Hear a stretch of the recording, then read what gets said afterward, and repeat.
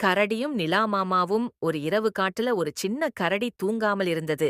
அம்மா சொன்னாரு, "கரடி பாப்பா கண்மூடுடா."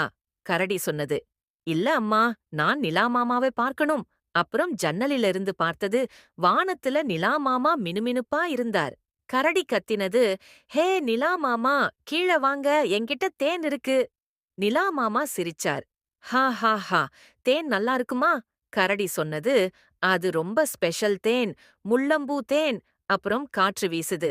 ஊம், கரடி குளிரடிச்சு ஆச்சு. நிலா மாமா சிரிச்சார். "நீ தூங்கணும் பாப்பா."